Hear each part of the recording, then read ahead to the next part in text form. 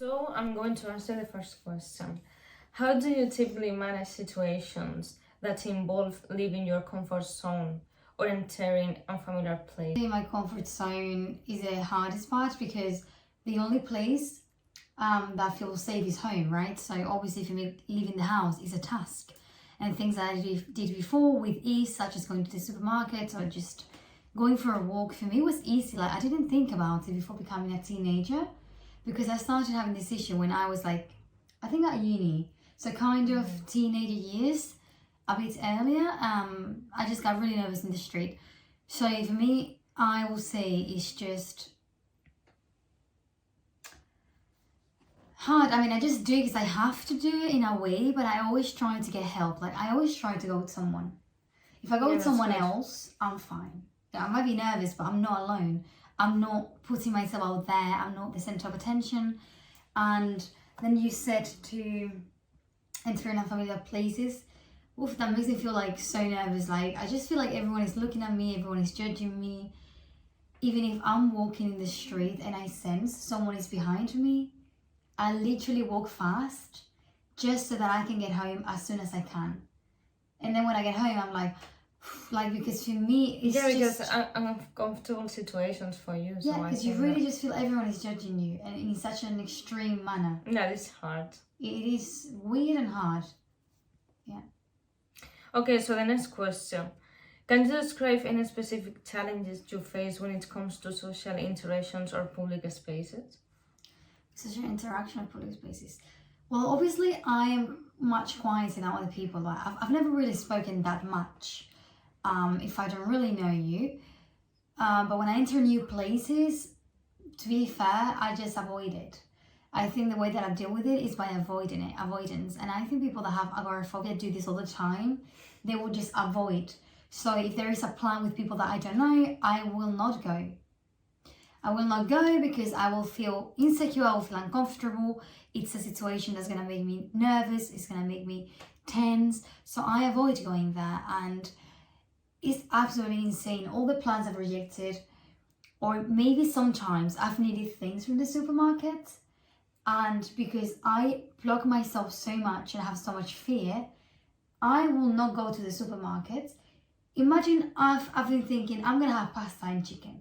And I don't have pasta and chicken, I need to go to the supermarket to buy it.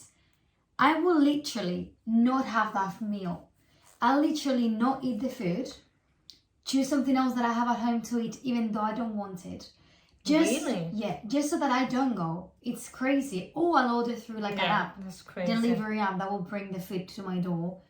And that's so crazy because even though in the moment it makes you feel comfortable, on the long run, on the long term, it kills your soul because you keep isolating yourself even more, and as human beings, we're natural creatures, so we're meant to socialize a little bit at least. So it's actually really toxic towards myself. So the next question. Are there particular strategies or coping mechanisms you use to navigate daily activities that others might find routine? I think the coping mechanisms that I use, and you probably realized because I've told you, is always going with someone somewhere. People that have these issues, such as myself, I always beg people. Like if I have to go to the supermarket, if I want to go for a walk, if I want to go to the gym, what I'll do, because I feel like I'm unable to do it myself. So how do I cope with this? I try my best finding someone to do things with. You, my sister, my mom. I literally, anything that I have to do, even if I randomly want to go to a cafeteria and have a drink, I'll beg any person within my circle to come with me. And when I mean beg, it's like, oh, please, please, please. Because it's not just that I want the company, it's like I feel I need it. Because if I don't get the company, I won't do it. If you don't come with me to the gym, I won't go. If you don't come with me to the cafeteria, I won't go to have that coffee alone. And the thing about this issue as well, I want to say that you need to work constantly. You need to force yourself, right, to do those things all the time. And the moment that you get relaxed and you stop doing them, you lose all the progress, and then you find yourself in that bubble again. Like, oh, I can't. Yeah, that's good, yeah. Like, you need to actually do it all the time, going outside. Okay. So the next question, how do you communicate your needs to friends, family, or colleagues regarding your agoraphobia? This is a very tough question because I feel it's only been until recently that I've shared with my family the name. I knew that walking, for years I felt nervous walking down the street and I thought I'm just insecure. Like I don't think I'm pretty. Then I started to realize, honey, I think it's actually not normal that you get so nervous walking down the street. Then researching about it, I did find the name for it, which was agoraphobia, right? I found the name and I saw that every single thing reflected who I was and how I felt. So I don't really, until recently I've told them kind of, oh, it's called this name and I have this issue, I really struggle to go out. I try to share it so that they understand that this need of them coming with me, it's not just, I would like to, it's like I have something that I really need to work towards, and they just need to know and be aware that their company actually really, really, really helps me. I don't need to do those things by myself, but just the fact that I get to do them with someone else, for me personally, it's a step. It's just a step to seeing everything is fine. It's a step to seeing no one is judging me, and then it gives me confidence to maybe next time just go myself. Okay, so next question. Have you found any specific environments or settings that are more comfortable for you? Or if so, what makes them more manageable? I think the places that for me I felt most comfortable has been places that I've always been. Like for example, typical cafeterias, like Anasta is a cafeteria around here. Because I've been going all my life. I've been seeing it all my life with my mum there. So it feels slightly like home. I know the people that work there. Not like they're my friends, but like I know their faces. I know how they treat you. So it's like when I go, I kind of have a sense of comfort inside and within that uncomfortable feeling, because I know where tables are. I know who is working there. I think that allows me to be a bit braver sometimes and take that step. And also when you start going to a certain place, such as for example when I went to CrossFit always had the same people, right? So you get used to those people and those people talk to you, or just because CrossFit is an activity you're doing in a group, right? So obviously that in a way made me feel more comfortable because I knew who they were. So even though you felt really uncomfortable at the beginning and nervous, you get used to it pretty fast and you start to feel like it's okay in a way. So yeah. Okay, so next one. Can you share any experiences where you successfully faced and overcome agoraphobia related challenges? I think the way that I was able to get through some of these things was by forcing myself in a healthy way, instead of telling me you have to go to this gym, you have to go to the supermarket, what's wrong with you? Instead of going from the punishment side, which I always do to myself, I started to talk to myself instead of I have to. Oh, it will be so nice if you go to the gym. Yeah, I was going to tell you that you have to tell with yourself to say, I have to go, I want to go to the supermarket, I have to try to go.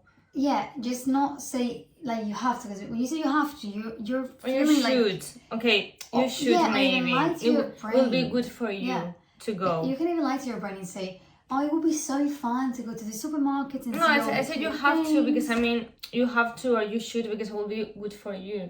But what I mean is that when you talk to yourself with that language, it kills you. It doesn't allow you to do it because you're forcing yourself to do it.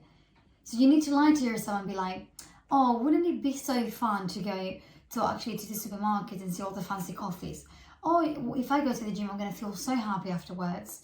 It's going to be so fun and nice. And it maybe allows you to actually go and not feel like you are forced, So I think that especially the way that I overcome these things is by coaching. I went to a coach for a few months and she made me see like a different perspective. Example, I feel comfortable at CrossFit. So she started to tell me, okay, when you walk down the street, imagine all those people you're seeing are people that go to your CrossFit. Because if people in your CrossFit make you feel comfortable, just imagine everyone you're seeing on the street is someone that goes to your CrossFit. And in a way that made me feel like they didn't judge me so much. I mean, because at the end of the day, I am the only one that's judging myself. And I think everyone else is going to judge me the same way that I judge me, which is not real, but it feels real to you, right, at the time. And I think that's what's helped me so much. Okay, so next, in what ways can others provide support for you without exacerbating feelings or anxiety or discomfort? I'll say just understanding me, like actually not making me feel like I'm a weirdo, you know? And if I really want to have a coffee, maybe my sister, for example, if she's nothing to do, like the fact that she comes with me, that really helps me. You know, like that makes me so happy because I actually feel like alone I can't do it. So yeah, I'll say like if you can, just come with me because that really helps me to actually see everything is fine and I can go alone. Okay, that's good. So next question I think is interesting. Mm-hmm. Are there specific triggers that tend to worsen your agoraphobia? Or how do you work to minimize their impact on your daily life? I think the way that I do it so it has a minimum effect on my daily life is by not going to the street. Like I've spent 3-4 days locked in my house, not leaving any second, which drives you insane. So it's a very unhealthy habit and circle that keeps repeating itself that you just need to get out at some point. But I'll say that triggers loads of people. Loads of people. For example, I always try going to the gym at lunchtime if I have the chance, because at lunchtime is when there's less people. I will never go in the afternoon because if I already struggle going to a place, a gym like full of people, that makes me feel that's horrible for me. So I try to make my little tricks and help myself by going at times where I know it's going to be emptier. Just like trying to make it easier for me, I'll say. Okay. So next one, how has agoraphobia affected your career choices or daily routines, and what adjustments have you made to accommodate your needs? Okay, I don't really feel like it's really changed or shaped my life since I do a lot of like online English classes and then work a lot on YouTube, so I don't really feel like it's affected my life in that way. I'm lucky in that way, I'll say. But maybe I think mostly it's affected my life into the fact that if I want to go for a walk, for me that feels like something very difficult to do alone. Like I will just not go, even if I want to. So obviously that's really bad. And then as well, if I need things from the supermarket, I literally just order them through like a delivery app, which is like, can you not go to the supermarket like 5 minutes away? Are you like seriously 3 days in your house without leaving and ordering groceries online to your door? Like that's not good, right? So that's what I do. That's what I did. Okay, so my last question, and I think it's the most important one because you can think about it. Yeah. Are there aspects of treatment or therapy that you find particularly helpful in managing agoraphobia? And how have these interventions influenced your life? Yeah, so I believe I mentioned this before, which is the coaching. She's a lovely woman and she really helped me.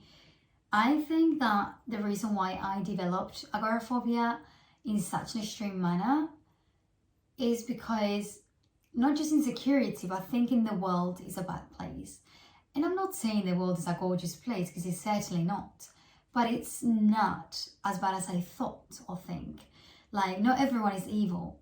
I think this developed because I genuinely believe when I go to the street, Maria, I think everyone is a bad person. Really? I swear, I think so everyone hard is to think this. So hard. I think everyone is a bad person. Everyone is evil. Everyone has a bad heart. So when you think that, you are scared. Like you're scared. Well, it's of true people. that every person is different, and it can happen that can have a bad heart, you know. Of course. You have to meet the person first to judge this person, Well, you know. But to, it's difficult to think about it. Just when you walk on the street onto the supermarket, you can't be thinking everyone is a horrible person. And everyone is just gonna do something bad to me because then you're actually it's true. But it's true that sometimes when you see the person, you can see maybe have a bad heart. But like you know, the point is that you can't live thinking everyone. Yeah, is but evil. the physical appearance sometimes can say that to you that maybe I get it, but like because it happened to me sometimes, honestly. No, I know, with but the like people. sometimes your mind show that bad, but you can't live thinking everyone is Not everyone, but maybe people that you can see and you think, oh, but this guy. But that's not the point. Oh my god. I'm gonna cut this, guys. Wait, I'm gonna have a chat with Maria. I think she's missing the whole point of this video. No. So it is true that, what I said before, but it's true that there are good people too, you know? Yeah. Well, I think that's the thing. You can have bad experiences when you go to the street or you deal with someone in the supermarkets, but you're also gonna have beautiful experiences, and you're going to see whether you're focusing on. Because before I always saw the bad things. Good things I realized, but I let them go because I thought, oh, everyone is evil. So the good things, they didn't really count. Now, even though I struggle so much still, when something good happens to me, I'm like, oh my gosh, people are actually very nice. Like, not everyone is a horrible human. And that also obviously helps me because it makes me feel like people actually are not against me.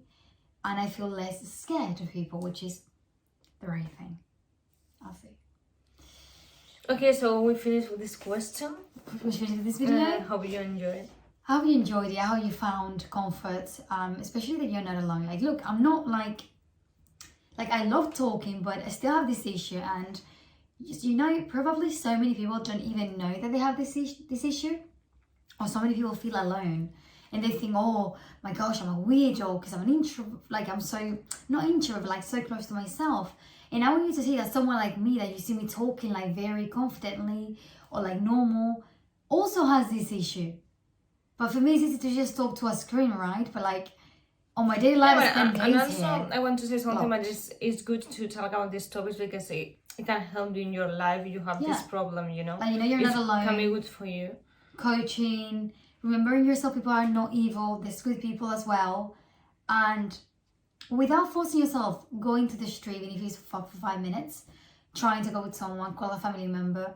There's always little tricks that can help you get better. And you need to constantly work. It can be good for you to have a comfortable life, more comfortable, you know, with yourself too. Yeah, and you'll be able to do it. You just need to do it. To believe in yourself. Yeah. Honestly. Little by little, and just help yourself, don't force yourself.